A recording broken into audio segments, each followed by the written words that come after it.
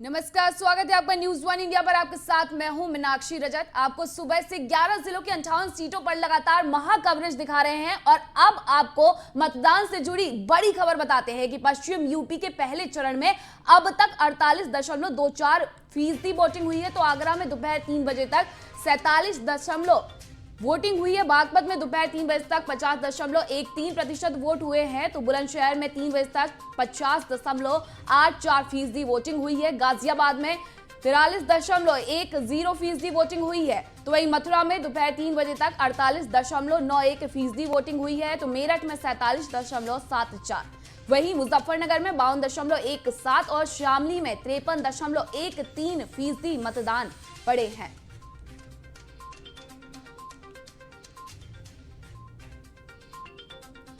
तो आपको लगातार बड़ी खबर से रूबरू करवा देते हैं।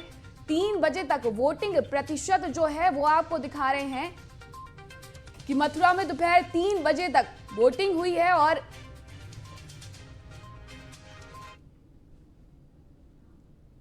बीजेपी के कद्दावर नेता आरपी सिंह ने अपने गांव पराई में अपने मताधिकार का प्रयोग किया है और मतदान करने के बाद बताया कि सरकार ने संकल्प पत्र में जो भी वादे किए हैं वो उन सब को पूरा करेगी और किसानों को फ्री बिजली और एमएसपी देने की बात भी उन्होंने की है।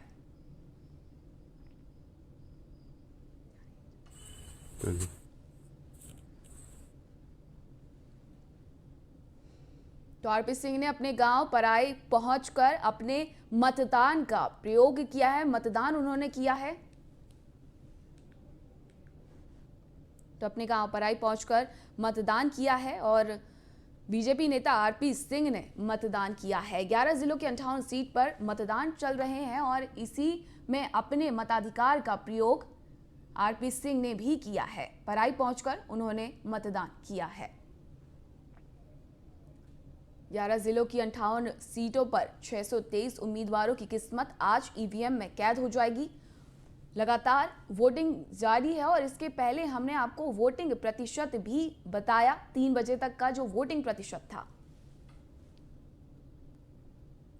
आपने अभी अपने मत का प्रयोग करा है, तो किस तरीके से आप इस चीज को देखते हैं? मतलब सरकार की क्या क्या प्राथमिकताएं होंगी अगर एक तो सबसे पहले प्रदेश के और 5 राज्यों में जो चुनाव चल रहे हैं, सभी मतदाताओं से निवेदन है कि अपने मताधिकार का प्रयोग जरूर करें।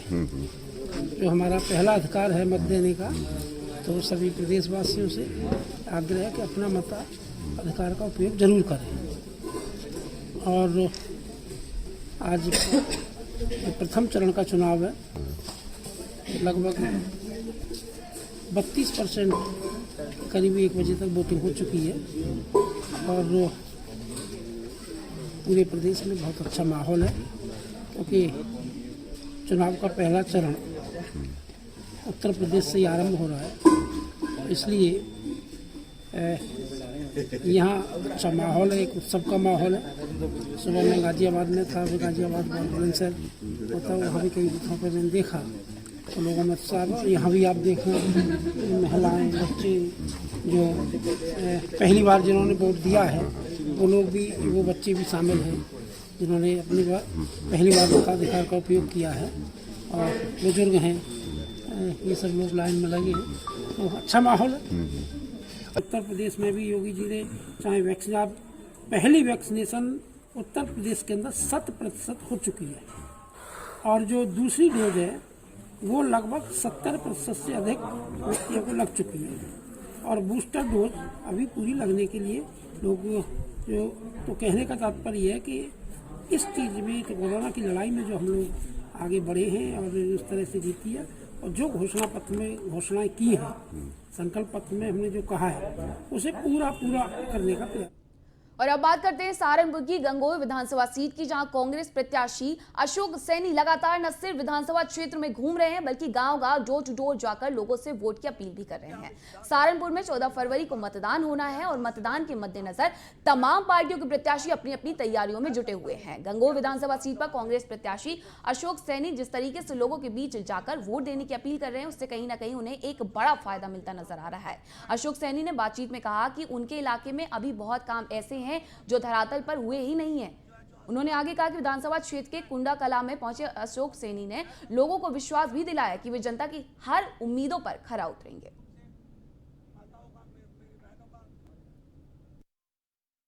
धन्यवाद। और साथियों, मैं लगातार संघर्ष कर रहा हूँ। यहाँ तक कि मैंने पहले मीटिंग की थी, अब डोर टू डोर करने का काम कर रहा हूँ। और मैं लगातार हर समाज का, ऐसी कोई सी जाति धर्म की बिरादरी नहीं जो मेरे साथ नहीं चल रही है साथियों। और मुझे बड़ी खुशी है जो हमारी कांग्रेस पार्टी की विचारधारा थी, आज मैं उसे बढ़ाने का काम कर रहा हूँ। और साथियों, मैं जिस तरीके से मेरे साथ हर समाज और वर्ग के लोग हैं साथियों, मैं निश्चित रूप से यहाँ बड़ी मजबूती के साथ खड़ा हूँ। भीड़ तो यहाँ पे अच्छी खासी है, लेकिन ये बताइए कि अगर विकास की बात करें, गंगो विधानसभा की बात करें, किस तरह के विकास यहाँ पे हुए हैं अभी तक? साथियों, मैं चूँकि पैदल ही चल रहा हूँ, डोर टू डोर करने का मतलब पैदल चलना, और मैं भरे गारे में निकल कर आया हूँ। विकास आप भी आए होंगे, कहने को है विकास साथियों, आज भ्रष्टाचार की भेंट चढ़ जाता है विकास साथियों। जो विधायक निधि आती है साथियों, अगर वो भी पूरी लग जाए तो हो सकता है काफ़ी कुछ विकास हो जा, लेकिन वो भी कहीं ना कहीं भ्रष्टाचार की भेंट चढ़ती है।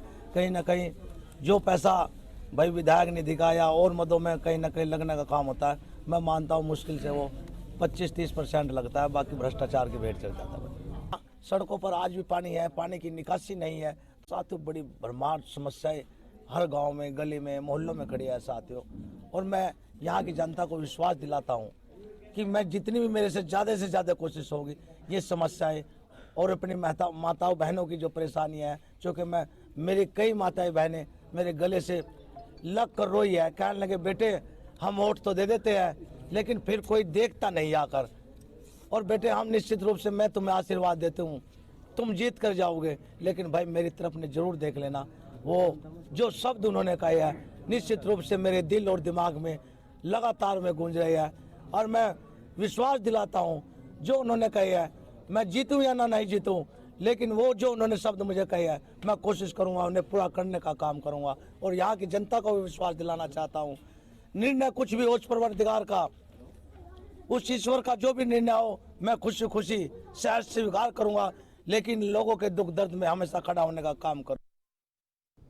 गांव जाकर के डोर टू डोर प्रचार प्रसार कर रहे हैं, तो उम्मीद है कि हर समाज का लोग हमारे साथ जुड़ रहा है, महिलाएं जुड़ रही हैं, और पूरी आशा है कि पूरी बहुमत के साथ और सहारनपुर की नकुड़ विधानसभा से कांग्रेस ने रणधीर सिंह को चुनाव मैदान में उतारा है। रणधीर सिंह गांव-गांव जाकर लोगों से कांग्रेस के पक्ष में मतदान करने की अपील कर रहे हैं। तो वहीं कांग्रेस के जिलाध्यक्ष मुजफ्फर अली भी कांग्रेस प्रत्याशियों को जिताने के लिए दिन रात मेहनत कर रहे हैं। मुजफ्फर अली का कहना है कि प्रियंका गांधी ने जब से उत्तर प्रदेश की कमान संभाली है, तब से प्रदेश में पीड़ित, शोषित और वंचित को न्याय दिलाने के लिए वे लगातार संघर्ष कर रही हैं। लड़की हूं, लड़ सकती हूं कैंपेन चलाकर भी प्रियंका गांधी ने खासकर महिलाओं को प्रभावित करने का काम किया है और उसका फायदा भी कांग्रेस को मिल रहा है। उधर कांग्रेस ने इस बार प्रदेश में 40% महिलाओं को टिकट देकर महिला सशक्तिकरण का परिचय दिया। उनका कहना है कि सहारनपुर की 7 विधानसभा सीट पर कांग्रेस के प्रत्याशी बीजेपी, सपा और बसपा को कड़ी टक्कर दे रहे हैं। कांग्रेस पार्टी पिछले 5 साल से, जब से आदरणीय प्रियंका गांधी जी इस प्रदेश की प्रभारी बनी है, वो कोई भी मामला रहा हो इस प्रदेश में, अगर लड़ाई लड़ने का काम किया है न्याय के लिए, तो आदरणीय प्रियंका गांधी जी ने और हमारे प्रदेश अध्यक्ष अजय कुमार लल्लू और कांग्रेस का प्रत्येक कार्यकर्ता ने लड़ाई लड़ने का काम किया है। चाहे हाथरस कांड रहा हो, उन्नाव कांड रहा हो, चाहे लखीमपुर खीरी कांड रहा हो, तो कांग्रेस का कार्यकर्ता हमेशा न्याय के लिए लड़ाई लड़ता रहा है। उसी के आधार पर हम लोगों ने आज चुनाव में हम लोग हैं, और लोगों ने इस बात को महसूस भी किया है कि पिछले 5 साल से जो लोग आज कह रहे हैं कि अखिलेश आ गए हैं, कोई कह रहा है राम लल्ला लाए हैं, तो ये सब लोग घर में बैठे हुए थे, केवल अगर कुछ जुल्म करने का तो काम कर रहे थे। न्याय के लिए अगर किसी ने लड़ाई लड़ी है तो कांग्रेस पार्टी ने लड़ी है। तो किसानों के लिए तो कांग्रेस पार्टी ने हमेशा से काम किया है, चाहे कर्जा माफी हो, चाहे भूमि अधिग्रहण बिल हो, कोई भी योजना रही है, हमेशा किसानों को हित की बात करने के काम। महिला कांग्रेस पार्टी पिछले 5 साल से कोई बीच में फील्ड में नहीं है, गांव खजूरेडी के अंदर कोई बीच में नहीं है कांग्रेस के सिवा। अगर विकास की बात करें तो यहाँ पे कितना विकास हुआ पिछले 5 सालों में, 10 सालों में? कोई विकास नहीं हुआ यहाँ पर। कोई धर्म सिंह ने यहाँ विकास नहीं किया, कोई किसी किस्म का किसी जगह किसी सड़क पर कोई पत्थर नहीं धर्म सिंह का है आज तक, न कोई इलाके में काम किया। रणधीर क्या अपेक्षा है रणधीर जी से, अगर जो है विधायक बनते हैं, किस प्रकार की अपेक्षा है आप? तो इंशाल्लाह ये काम करेगा, इलाके का बच्चा है और हमारा खास है, गांव का सबका ही। क्या वादे की? इंशाल्लाह। बात करते हैं आगरा दक्षिण विधानसभा सीट की, जहां बीजेपी प्रत्याशी योगेंद्र उपाध्याय ने पूरे परिवार के साथ चित्रगुप्त हायर सेकेंडरी स्कूल तहसील के पास मतदान किया है। आगरा की ये तस्वीरें हैं जहां बीजेपी प्रत्याशी योगेंद्र उपाध्याय ने मतदान किया है। परिवार के साथ पहुंचकर उन्होंने मतदान किया है, अपने मताधिकार का प्रयोग किया है। परिवार के साथ वो यहां वोट डालने के लिए पहुंचे हुए थे।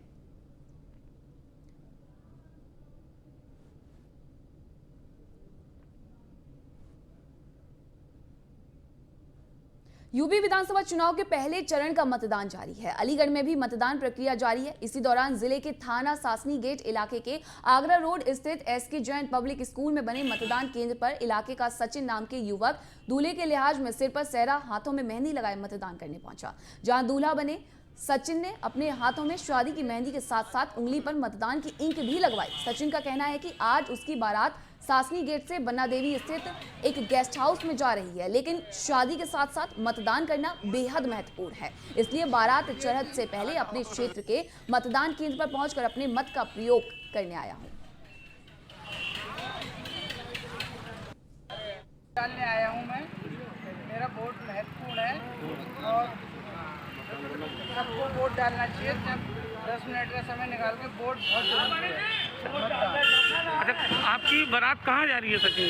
बारात सम्राट बन्ना देवी। अच्छा, बावजूद उसके आज आप दूल्हे के लिबास में हैं, लेकिन आपकी नज़र में मतदान पहले जरूरी है। मतदान पहले जरूरी। और दिल्ली के उप मुख्यमंत्री मनीष सिसोदिया ने सितारगंज विधानसभा में आप प्रत्याशी अजय जायसवाल के साथ भव्य रोड शो निकाला है। इस रोड शो का नजारा देखने वाला था, मानो पूरी सितारगंज विधानसभा आम आदमी पार्टी के साथ हो। कहीं लोग झाड़ू लिए खड़े दिखे तो कहीं लोग नारे लगाते हुए झूमते हुए दिखाई पड़े। उप मुख्यमंत्री ने जनता से आप प्रत्याशी अजय जायसवाल को वोट देने की अपील भी की है। ये तस्वीरें हैं, रोड शो का नजारा आप देख सकते हैं, जहां दिल्ली के डिप्टी सीएम ने रोड शो किया है।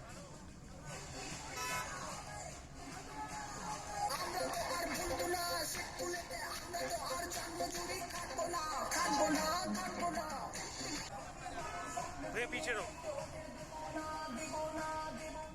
और दिल्ली के डिप्टी सीएम मनीष सिसोदिया ने खटीमा स्थित शहीद स्थल में उत्तराखंड राज्य आंदोलन के शहीदों को श्रद्धांजलि अर्पित की है। सिसोदिया ने खटीमा मुख्य बाजार में डोर टू डोर जनसंपर्क भी किया। मनीष सिसोदिया ने सैकड़ों दुकानों पर जाकर आम आदमी पार्टी की गारंटी बताई। मनीष सिसोदिया ने खटीमा से नानक मत्ता पहुंचकर प्रेस कॉन्फ्रेंस की और मुख्यमंत्री धामी पर जमकर निशाना साधा। उन्होंने कहा कि धामी 6 महीने मुख्यमंत्री रहे, लेकिन 6 जनहित के काम नहीं कर पाए। मनीष सिसोदिया ने नानक मत्ता विधानसभा के सिद्धा नमदिया गाँव में निशा राणा के यहाँ खाना भी खाया। आम आदमी के बीच आम आदमी के नेता को देखकर ग्रामीणों में खुशी दिखी और कहा, अब की बार आम आदमी की सरकार।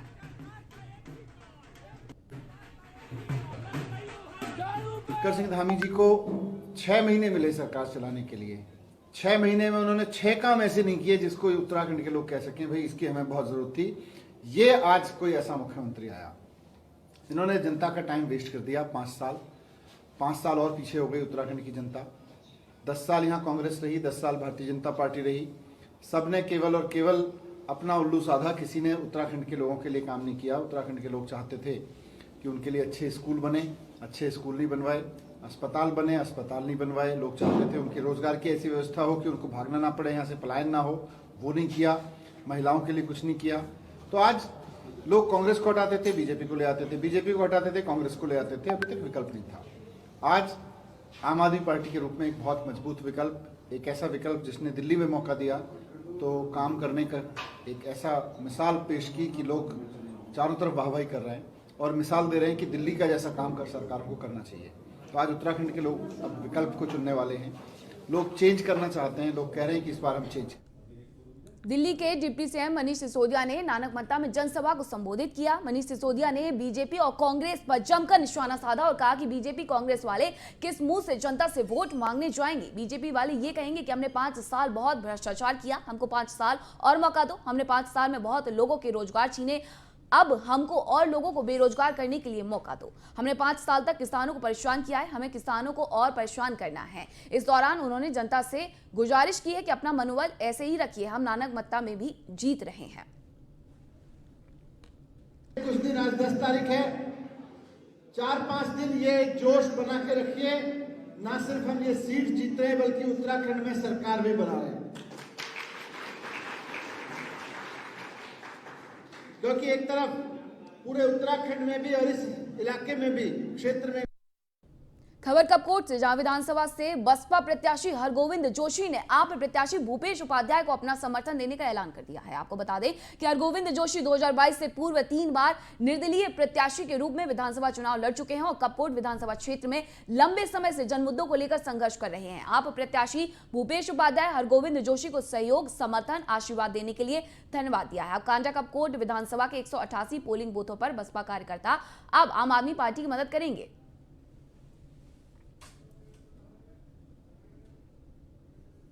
मैं हरगोविंद जोशी, बहुजन समाज पार्टी प्रत्याशी 46 विधानसभा क्षेत्र कपकोट से अपने 2022 के विधानसभा चुनाव का इस वक्त भाजपा कांग्रेस को